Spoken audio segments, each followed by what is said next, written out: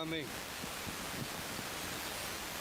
Es hermoso, conforme uno va estudiando la Biblia, encontrar esto que acabamos de cantar, la fidelidad de Dios. Y eso confunde mucho, porque hay tantas cosas injustas, hay tantas cosas mal hechas, y la misericordia de Dios está ahí. Y uno se pregunta, ¿por qué? Si es obvio que esto está malo, es obvio que esto está malo, ¿por qué Dios está ahí? Porque Él es fiel, su fidelidad es grande. Israel es una nación bendecida, pero sabemos que no cree en Cristo, no cree en el llamado Nuevo Testamento, o sea que no acepta la escritura total. Sin embargo, miren cómo ha sido protegido y bendecido. ¿Por qué? Porque su fidelidad es grande. Él permanece fiel aunque nosotros seamos infieles. Y en esta mañana yo voy a compartir algo que para la mayoría de ustedes va a ser otra vez, pero lo estoy haciendo porque mientras estaba dando una serie en Facebook, se me vino a la claridad de que si se entendieran estas cosas que nosotros ya debemos de conocer, el entendimiento de la Biblia sería tan difícil. Así que para beneficio de los que no lo han oído, y Dios mediante para los muchos que ahora lo vean y más adelante lo vean en YouTube, voy a hablarles de esto. El tema es el reino y la escatología, pero a la luz de lo explícito e implícito. Porque conforme he estado dando el estudio de explícito e implícito en Facebook, me he dado cuenta que si lográramos captar esos conceptos, se acabarían todas las divisiones que tenemos y podríamos venir a un entendimiento de lo que se supone ser el reino. Tendríamos que llegar a lo que tantas veces he mencionado: examine por qué cree lo que cree.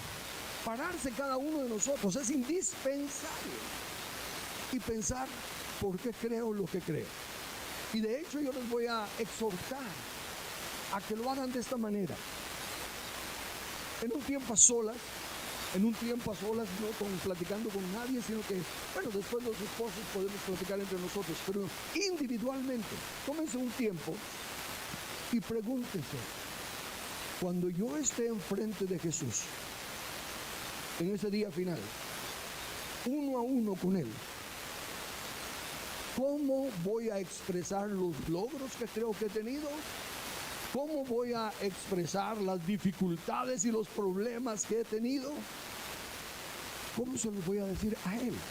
Cuando ya no va a haber ningún otro elemento, si fuimos criados en una familia disfuncional, si fuimos amados o si fuimos rechazados en la familia, o si no tuvimos familia, nos abandonaron, si nos casamos bien o mal, en fin, cuando ya no hayan todos los elementos humanos que nosotros tenemos para tomar decisiones, sino que vamos a estar solos delante de Jesús, ¿cómo voy a decirle yo a Él por qué creía lo que creía y por qué actué como actué?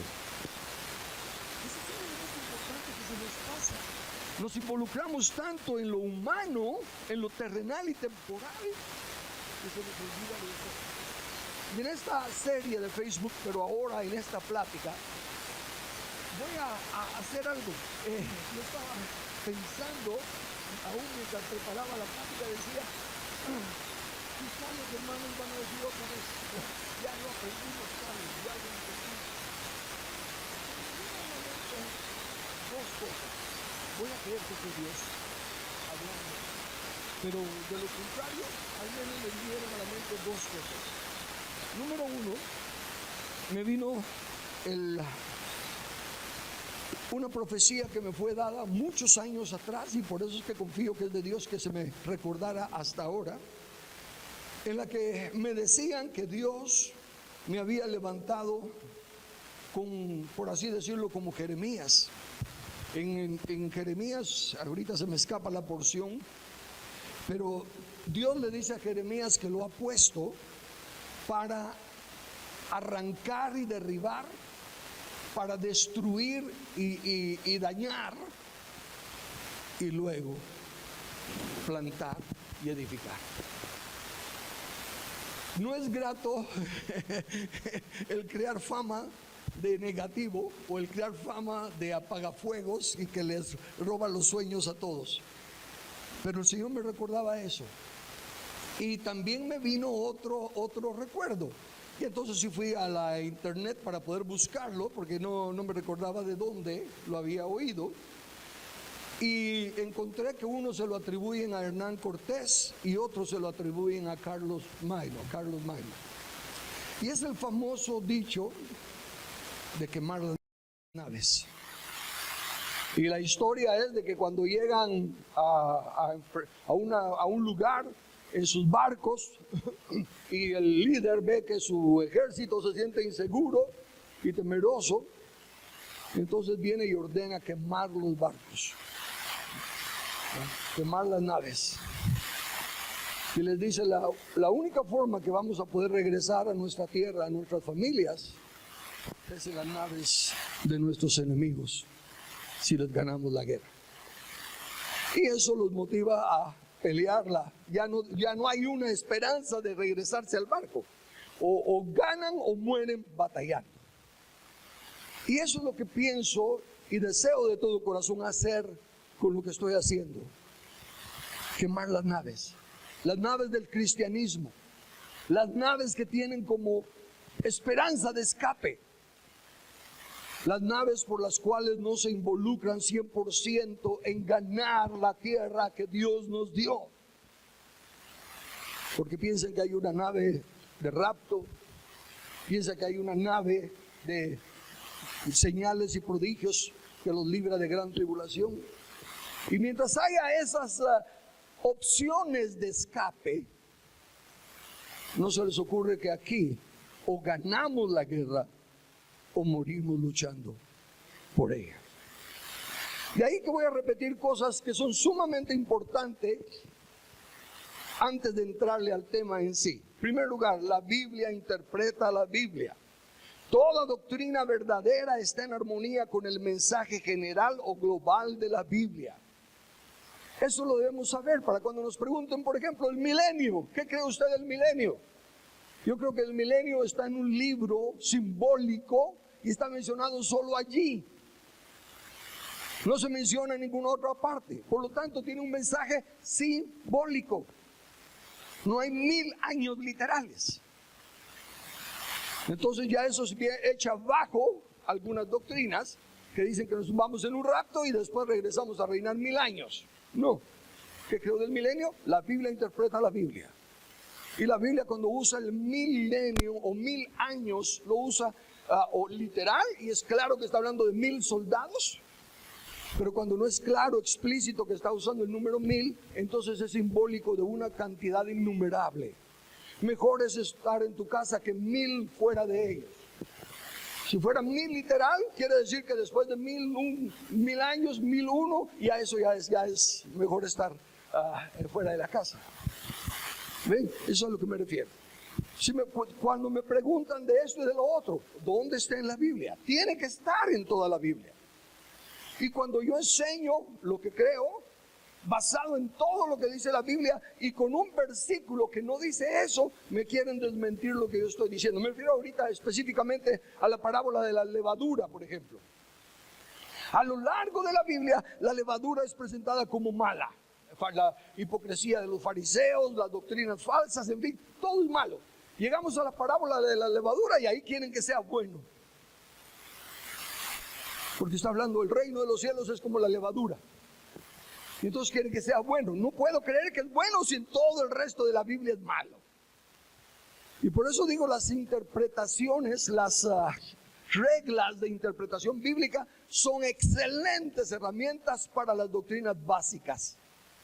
Pero cuando ya se quieren meter un poquito más en las cosas de Dios y llegan a contradecir la palabra de Dios, ya es poner la confianza en los hombres y no en la inspiración de la Biblia. La segunda cosa es de que la Biblia tiene un solo mensaje y sus diferentes libros aclaran, expanden, ejemplifican o iluminan su desarrollo y las consecuencias de no acatarlo o el fruto de alinearse con él. Un solo mensaje es repetido hasta la saciedad. Un Dios inmutable, un Dios que no cambia, no tiene dos planes. No tiene que reevaluar su plan para corregirlo.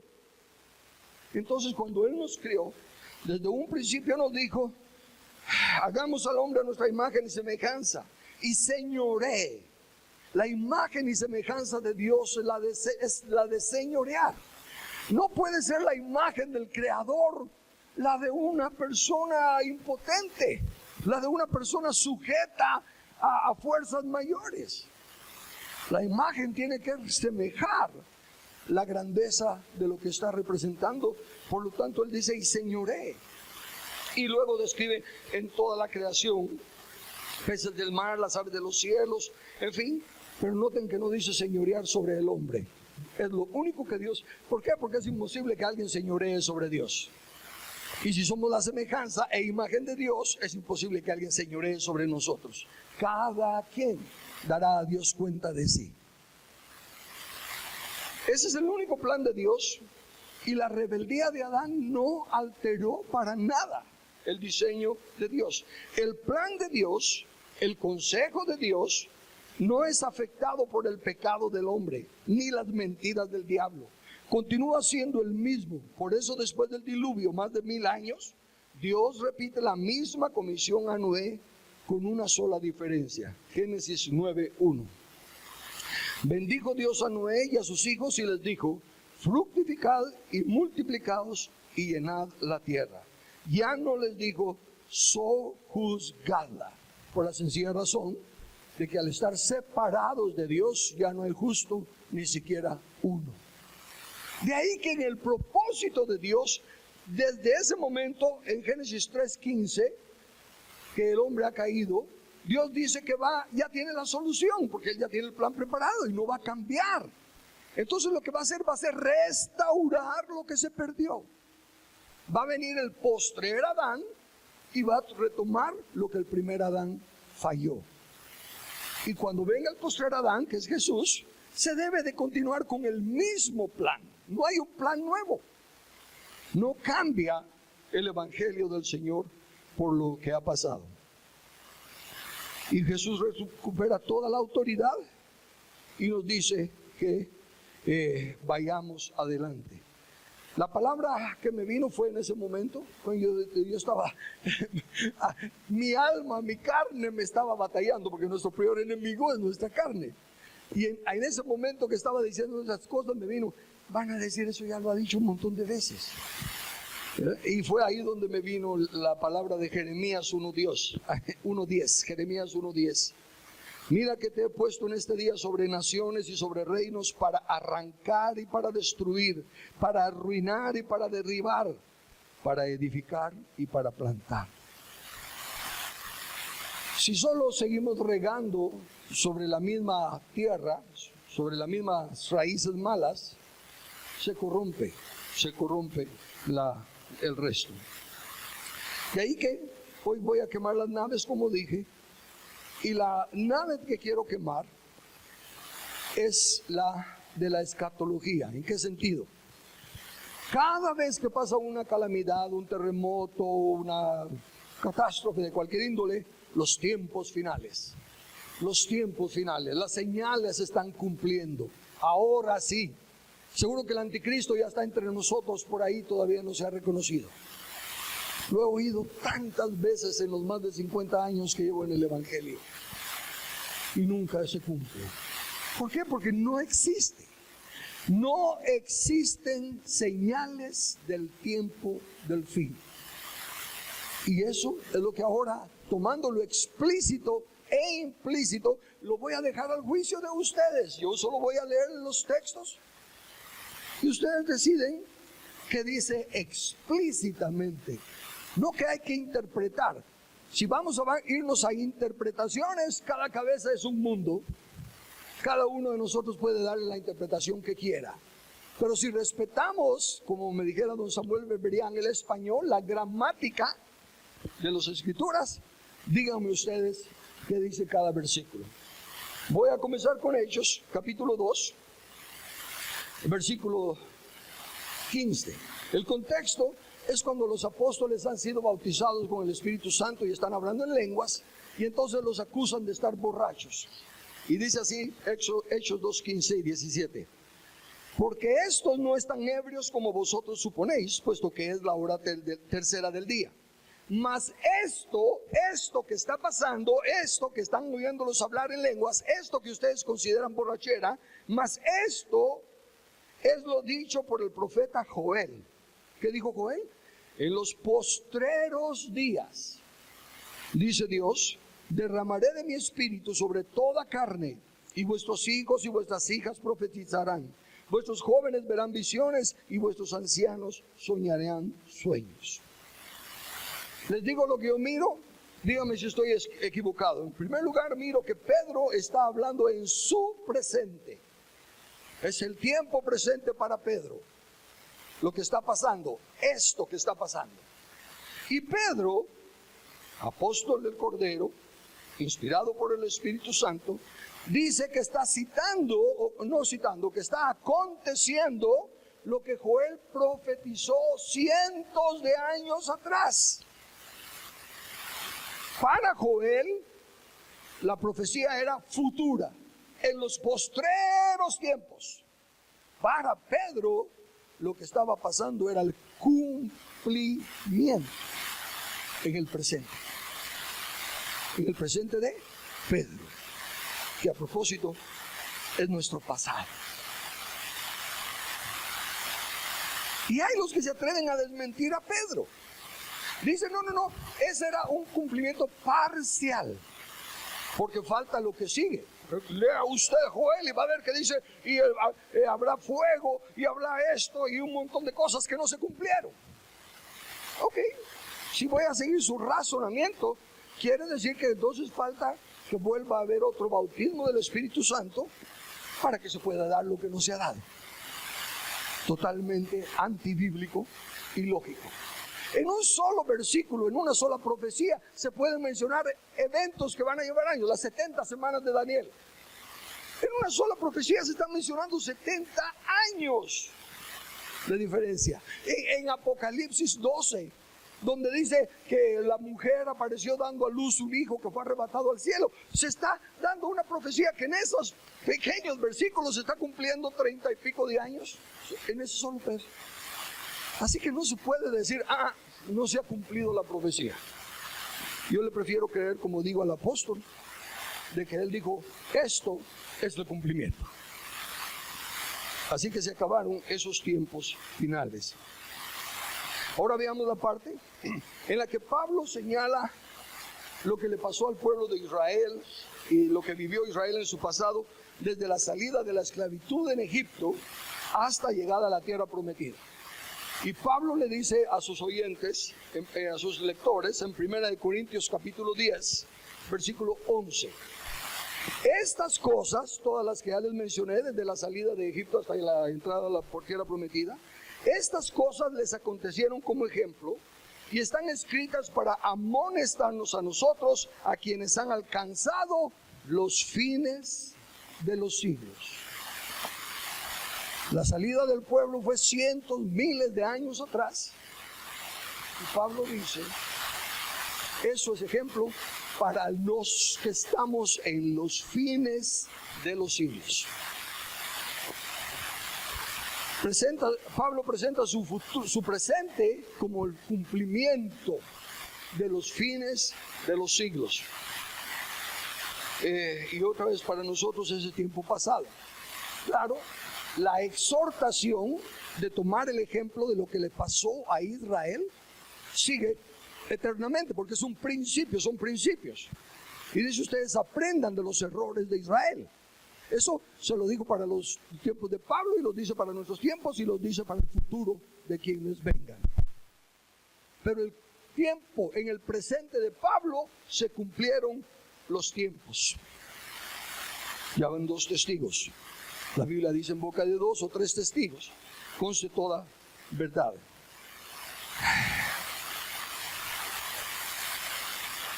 Voy ahora al texto de Efesios, capítulo 1. Pablo dice, comenzando a leer en el versículo 9, dándonos a conocer el misterio de su voluntad. Hago un paréntesis antes de seguir.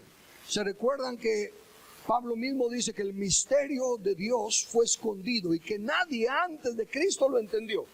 Entonces aquí nos está diciendo el misterio de su voluntad según su beneplácito, el cual se había propuesto en sí mismo de reunir todas las cosas en Cristo, en la dispensación del cumplimiento de los tiempos, así las que están en los cielos como las que están en la tierra. Cuando yo leo en español, interpreto, no interpreto, entiendo que está diciendo Pablo que si todo se reunió en Cristo y en Cristo está el cumplimiento de los tiempos, ya no hay más tiempos. Ya estuvo el cumplimiento. Y no dice parcial, dice el cumplimiento de los tiempos. Así los que están en los cielos como la que están en la tierra. Pablo claramente sabía el misterio de Dios y de Cristo. Y está diciendo que en Cristo, porque fue en la muerte y resurrección de Cristo que se cumplió todo. Todo lo profetizado, el Cordero inmolado y todas las cosas que leemos en el llamado Antiguo Testamento, se cumplieron en Cristo. Voy ahora a lo que en su inicio, desde la eternidad, desde antes de la fundación del mundo, imagínense, ese es su inicio, era pasado, pero ahora se cumplió en el tiempo de Pablo, y ahora Hebreos va a añadir esto. Hebreos capítulo 1, versículos 1 y 2.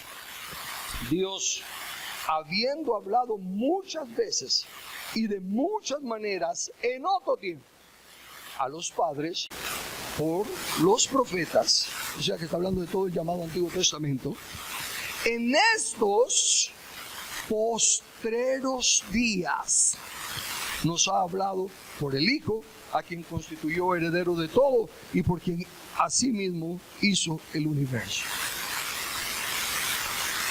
Obviamente, al decir todos los profetas, está hablando del pasado. Los profetas en su presente hablaron del futuro. Y dice el autor de Hebreos, en su presente, este es el cumplimiento de lo que ellos hablaron.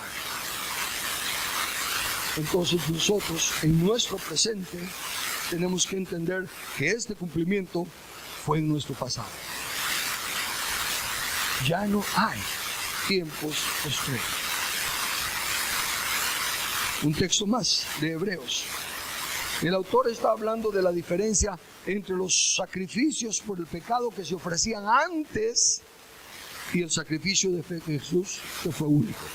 Y dice así, Hebreos 9, versículo 26. De otra manera, le hubiera sido necesario padecer muchas veces desde el principio del mundo. Pero ahora, en la consumación de los siglos están siendo consumados. Se presentó una vez para siempre por el sacrificio de sí mismo para quitar de en medio del pecado. Añade el cumplimiento de los postreros tiempos, sino que también es la consumación de los siglos. Tal vez sea obvio, pero más vale que lo aclare por si alguien no lo había oído antes. En el original hay diferentes palabras para hablar del mundo y de la palabra siglos. Hay Biblias que traducen esta palabra como mundo, y de ahí muchos han sacado las ideas erróneas del fin del mundo. Lo que estoy presentando en Facebook todos los martes a las 8 de la noche es el hecho de que no hay fin del mundo. La tierra nunca va a ser destruida. Dios la creó para siempre, para ser habitada. Entonces, cuando algunos leen es el fin del mundo. No hay tal fin del mundo. Las palabras mundo, para referirse al planeta Tierra, es cosmos, ¿verdad? Pero aquí usan la palabra aion, que significa una etapa, algo que caracteriza ese tiempo y esas circunstancias. Por lo tanto, las palabras, dice, esos tiempos y siglos se referían a los tiempos y condiciones en que se desarrollaría el plan restaurador del que habló Dios en Génesis 3:15 y que se cumplió en Cristo Jesús. Desde Génesis 3:15 hasta Jesús hubo tiempos especiales, hubo circunstancias especiales. Esos son los tiempos y son los siglos, las eras, los aiones. Y esos son los que han terminado. Adelantando de una vez la respuesta, lo que terminó es el pacto que Dios hiciera desde el principio de restaurar lo que el pecado había quitado. Entonces, a través de Noé, Abraham, Isaac y todo lo que pasa en el llamado Antiguo Testamento, que fuisteis rescatados de vuestra vana manera de vivir, la cual recibisteis de vuestros padres, no con cosas corruptibles como oro o plata, sino con la sangre preciosa de Cristo, como de un cordero sin mancha y sin contaminación, ya destinado desde antes de la fundación del mundo. El Dios omnisciente, todo lo sabe, sabía todo lo que iba a acontecer, sabe lo que está aconteciendo y sabe lo que va a acontecer. Y ya tiene la respuesta para todo. Y como Dios omnipotente, nada ni nadie puede detenerlo de cumplir su plan. Y como Dios es inmutable, es el mismo plan de sojuzgar la tierra en su nombre. Sigue diciendo, con la sangre preciosa de Cristo, sin mancha desde antes de la fundación del mundo, pero manifestado en los postreros tiempos, por amor de vosotros. ¿Cuándo se fue manifestado todo eso? Si fue manifestado en Cristo, si Cristo fue el Cordero, y si fue manifestado por amor, en la muerte y resurrección de Cristo. ¿Y qué tiempos fueron esos? Los tiempos postreros. Seguramente que eran locos. Han pasado ya como 2000 años. Prácticamente eso es lo que está diciendo la iglesia hoy en día, al seguir diciendo que estas son señales del último tiempo. Se desecha el conocimiento. Recuérdense que la ignorancia, mi pueblo es llevado cautivo, mi pueblo perece por falta de conocimiento. Pero esa ignorancia, ¿por qué? Porque desecha el conocimiento. Desecha que la palabra de Dios dice, ya se cumplió. Ya no hay más tiempos finales. Ya no hay más siglos.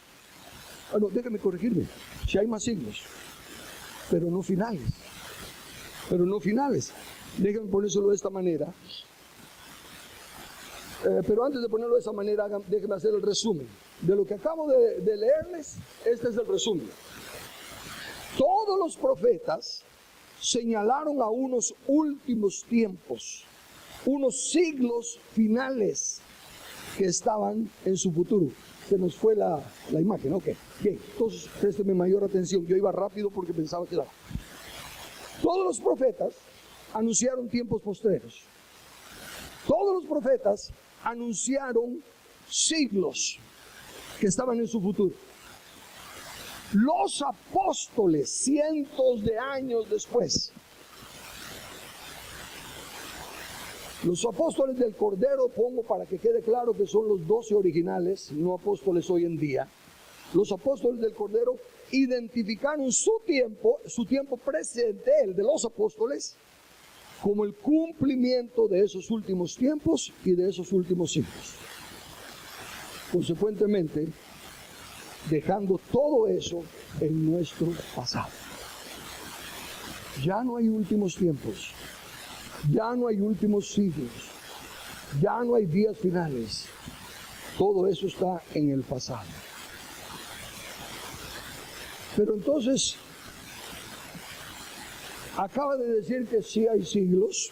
Sería ilógico decir que no hay siglos venideros. Sería ilógico decir que no hay tiempos futuros. Pero noten que no hay ninguno que lo esté poniendo como final. Efesios capítulo 2, versículos 6 y 7. Y juntamente con Él nos resucitó. Y asimismo nos hizo sentar en los lugares celestiales con Cristo Jesús, para mostrar en los siglos venideros las abundantes riquezas de su gracia en su bondad para con nosotros en Cristo Jesús.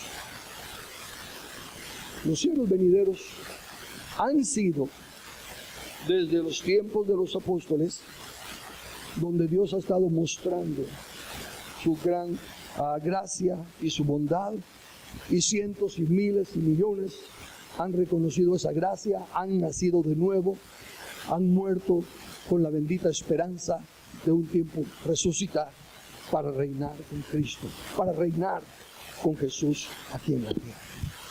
Esa es la bendita esperanza. Y todos los que duermen en el Señor están esperando ese día.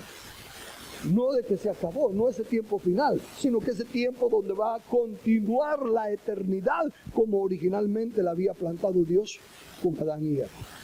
Pero mucho mejor, porque ahora ya es con el cuerpo glorificado del postrer Adán, Cristo Jesús.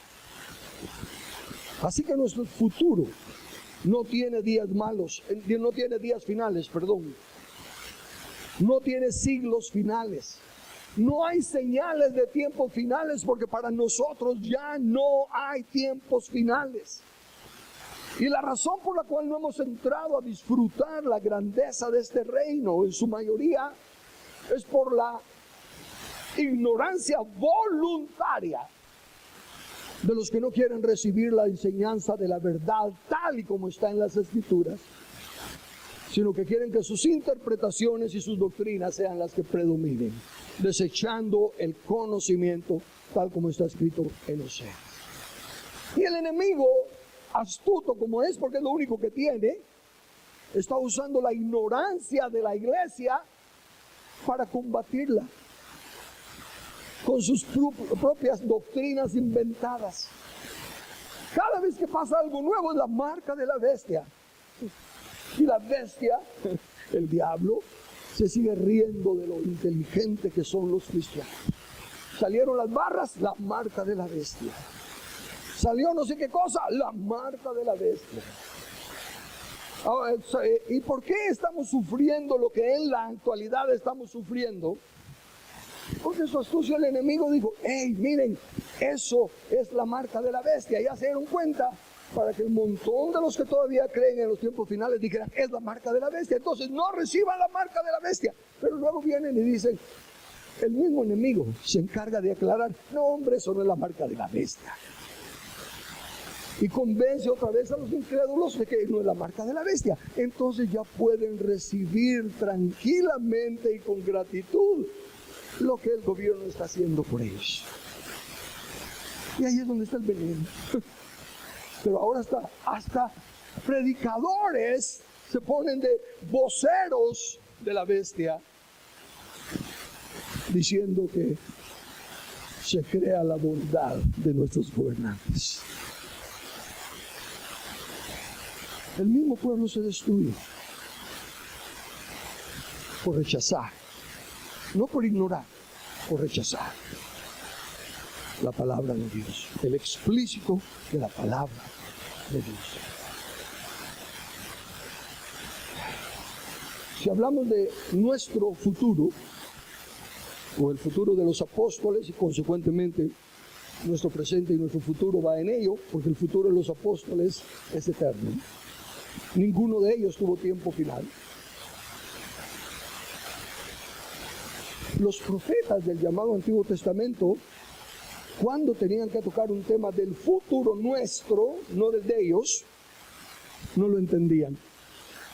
Les voy a citar, en Daniel están las dos profecías donde claramente enseña el tiempo que iba a durar el poderío del enemigo. y cuando se empezaría a establecer en la tierra el reino de Dios. La primera vez es una estatua que se le aparece en sueños a Nabucodonosor, y Daniel le da la interpretación. Y la interpretación pues termina con Roma, porque comienza con Babilonia, después vienen los medos y los persas, después viene Grecia y después llega Roma.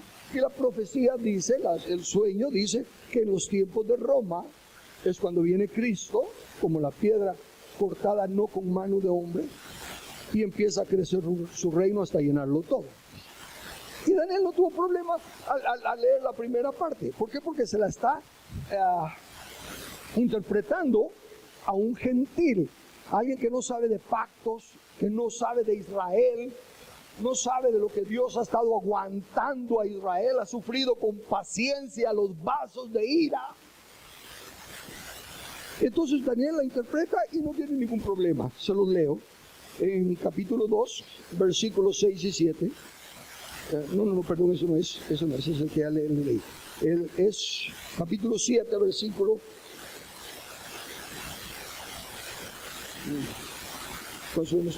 Hacia aquí tengo escrito que, pero ya no hay ahí. Entonces, cuando se le mostró a Daniel los tiempos que serían futuros para él, después de que esos tiempos finales, o sea que serían futuros para nosotros, de ellos llegaran, no lo entendió Daniel.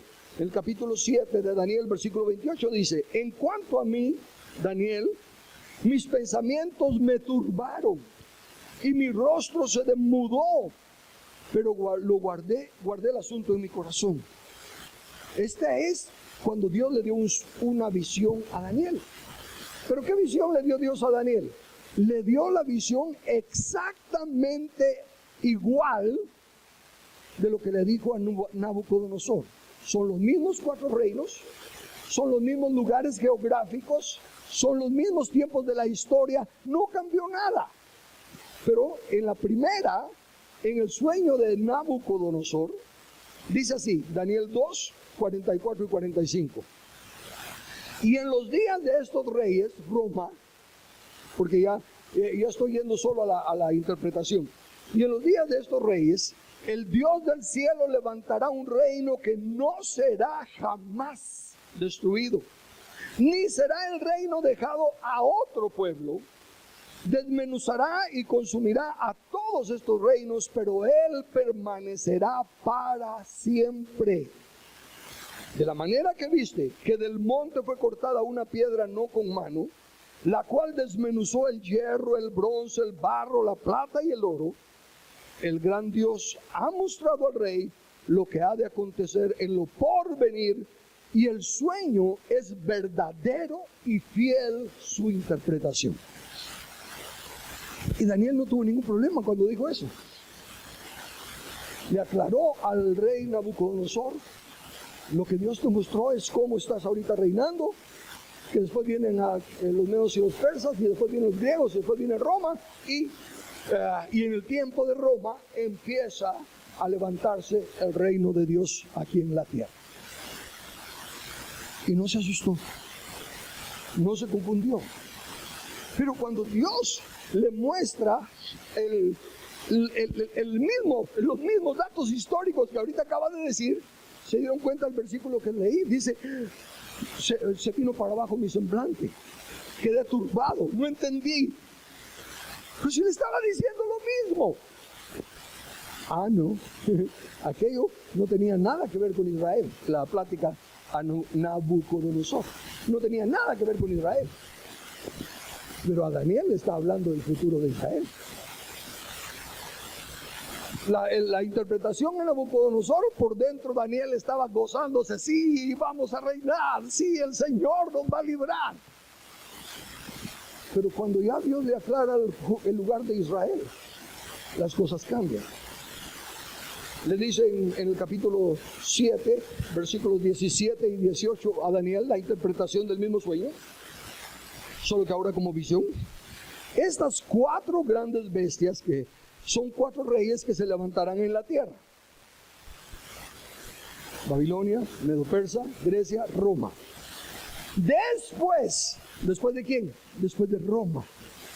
Después recibirán el reino los santos del Altísimo y poseerán el reino hasta el siglo, eternamente y para siempre. Para nuestro futuro no hay tiempo final, no hay siglos finales. Y ahí es donde Daniel, oyendo la visión de las 4 bestias, y que esa última bestia está haciendo tremendas cosas y tiene un cuerno que habla barbaridades contra Dios, dice en el capítulo 7, siempre en el versículo 19, entonces tuve deseo de saber la verdad acerca de la 4ª bestia. La verdad, y que era tan diferente de todas las otras. ¿Y por qué le llamó la atención la 4ª bestia? En el versículo 22 dice, y veía yo que ese cuerno hacía guerra contra los santos y los vencía. Hasta que vino el anciano de días y se dio el juicio a los santos del Altísimo, y llegó el tiempo, y los santos recibieron el reino. Daniel no entiende cómo va a ser posible que cuando le dije a Nabucodonosor que después del 4º reino se levantaba el reino de Dios y nada lo detenía, y ahora me dice y que a los santos los va a estar venciendo por un tiempo ese 4º reino. Y la respuesta para nosotros debe de ser sencilla. El 4º reino, Dios está hablando, los santos, la iglesia, no Israel. Entonces Daniel no entendía. Pero la historia demuestra cómo persiguieron a la iglesia y por lo que causó el problema. No fue porque Roma persiguiera a la iglesia, porque la iglesia cantaba aleluya y predicaba el evangelio.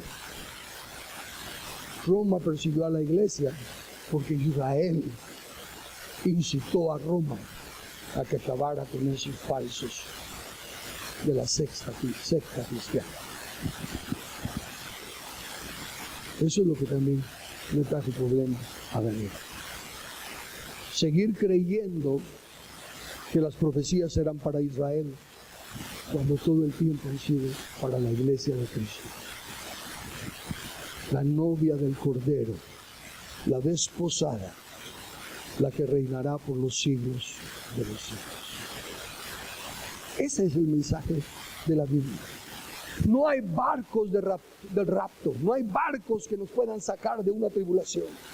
Y la mayoría de la iglesia se le olvida que el hombre de doble ánimo es inconstante en todos sus caminos. Y si están diciendo, uy, que leyes tan injustas, esos diputados, ese presidente, ese procurador de derechos humanos, qué malvados, qué leyes tan injustas. ¿Quisieran ellos que las cosas fueran mejores? Sí. ¿Quién no va a querer tener un Estado de derecho? ¿Quién no va a querer que se respete nuestra libertad, nuestra vida? Y ellos lo quieren, pero como las cosas se tienen que poner de mal en peor, porque así está escrito que el diablo viene, la bestia viene y va a marcar a todos, y el que no tenga la marca no compra. El hombre de doble ánimo es inconstante en todo.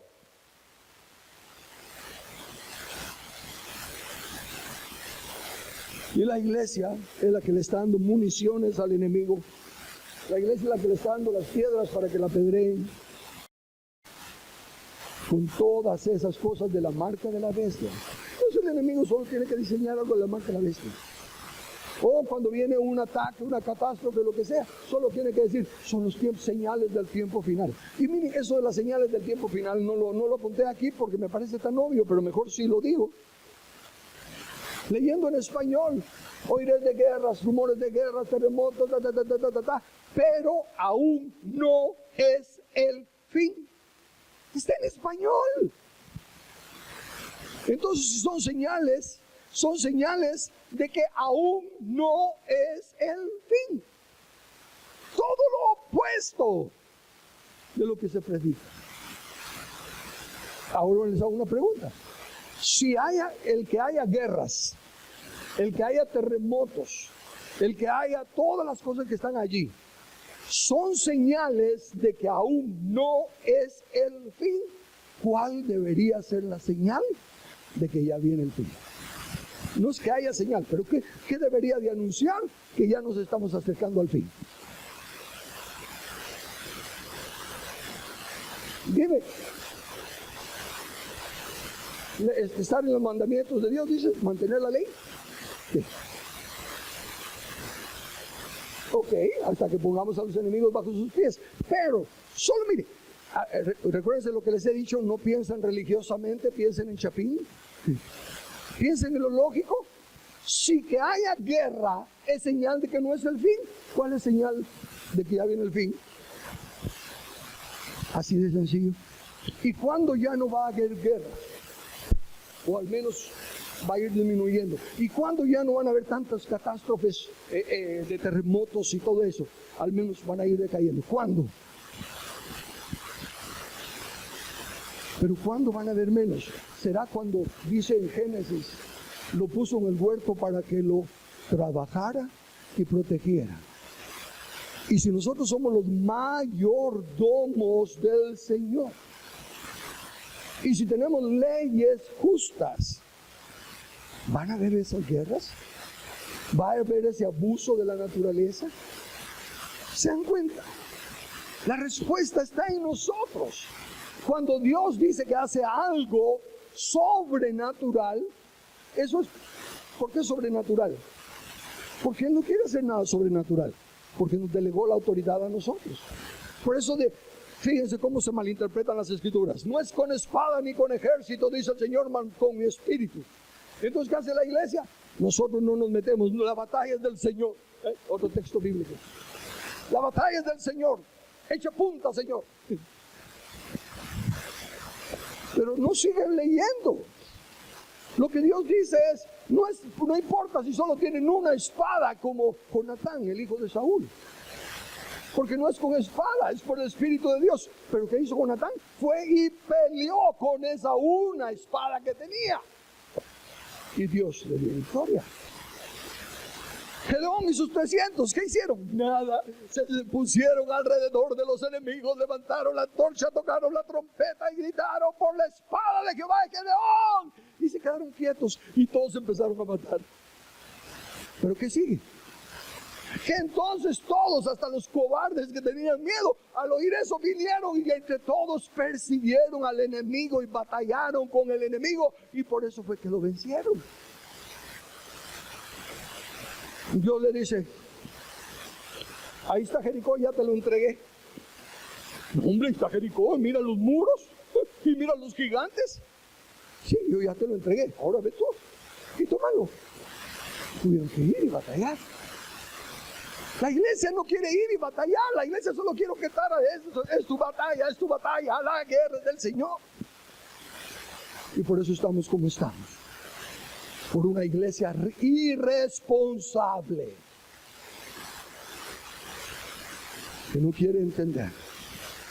No hay tal bestia allá. No hay tal anticristo. Bueno, en el sentido de la profecía, abundan las bestias y los anticristos, pero no tienen ningún poder excepto engañar. Y la negligencia de los predicadores, de los que les importa más la fama y el nombre que la verdad de la palabra de Dios. Así que, mis hermanos y hermanas, en conclusión, todos los tiempos referentes a los tiempos finales se cumplieron en el tiempo de Cristo Jesús y sus apóstoles. De ahí en adelante, el Señor Jesús está sentado a la diestra del Padre, esperando que su iglesia ponga a los enemigos de Jesús. ¿Y quiénes son los enemigos de Jesús? Las leyes y los sistemas de gobierno que se levantan contra el trono de Dios. Los que están gobernándonos. Porque nos está pasando lo que le pasó a Israel cuando pidieron un rey que los juzgara en lugar de que los juzgara Dios. Así que nos siguen juzgando los hombres. No importa lo que digan las constituciones, no importa lo que digan las leyes, que siga haciendo lo que les da la gana a los corruptos que están en el poder. Y la culpa es la ilustración que he usado, porque pudiera usar un montón de más, pero la ilustración que he usado mucho es que estamos perdiendo nuestro juego de fútbol. Somos la selección nacional y nos está ganando un equipo de la infantil. ¿Y por qué nos está ganando? Por default. Porque no estamos en el campo de juego. No estamos metiéndonos a donde está la batalla. No me recuerdo quién fue el que lo dijo, pero dijo que nadie se puede llamar soldado fiel y amante de la patria con su rifle, con su mochila, con todos los lugares allá, cuando la batalla se está sosteniendo. La batalla no es contra una bestia, la batalla no es contra todo lo que la iglesia ha levantado. La batalla es en las urnas, cuando se elige quienes nos gobiernan y qué leyes queremos que nos gobiernen. Fue doloroso ver que recién pasada una ley que teniendo debilidades y defectos, pero que era fabulosa, pues no se edifica, donde dice claramente el matrimonio es entre un hombre y una mujer, donde dice justa y correctamente no hay tal ideología de géneros y el gobierno no se tiene que meter con la educación de nuestros hijos, y donde dice justamente no se le permite adoptar a un hombre solo o a una mujer sola, porque eso es lo que hacen los homosexuales y toman a esos niños en adopción. Y rápido, una institución que se supone ser pro familia le empieza a encontrar errores. Ahí se me vino inmediatamente el texto bíblico donde se le dice a los fariseos: ustedes cuelan el mosquito y se tragan los camellos. Por mirar esas pajitas, esas tonterías, le dicen al presidente: así que por favor vételo. Y el otro, ni lento ni perezoso, al servicio de los que lo manejan, de los que le pagan, los compran, dice: sí, voy a decirle que la engaveten. No tiene derecho.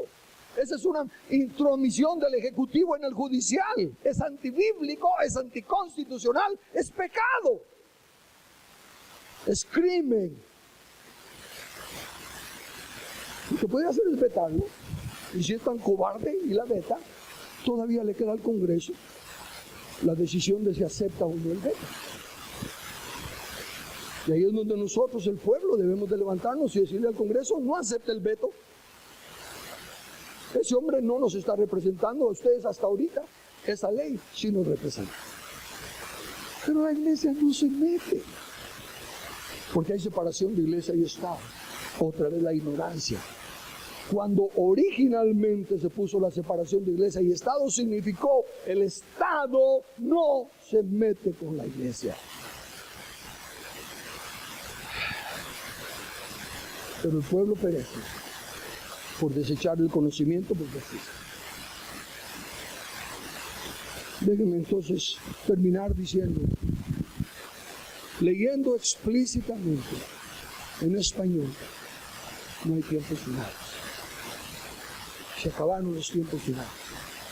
Nuestros tiempos son eternos. El reino de Dios no va a ser parado. Y si esta generación, al igual que la generación que salió de Egipto, no quiere obedecerle a Dios, va a morir en el desierto. Yo no quiero morir en el desierto. Yo quiero ser un Josué o un Caleb y entrar con esa generación que le crea a Dios y tome posesión de la tierra que Él nos dio.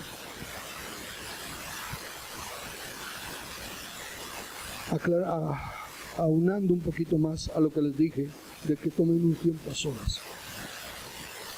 con lo que han oído ahora, tomen un tiempo a solas con el Señor. Creo, Señor, eso que escuché hoy. Revísenlo en la Biblia. Es cierto que ya no hay tiempos finales. Es cierto que ya no viene una bestia, un anticristo que va a gobernar el mundo, sino que tu reino es el que está creciendo hasta llenar la tierra. Y basado en eso, cuando me presente delante de ti, ¿qué te voy a decir al respecto? Cuando escrito está, escrito está, escrito está. Y se prefiere ignorar el conocimiento. Oremos. Amado Padre, una vez más ante ti.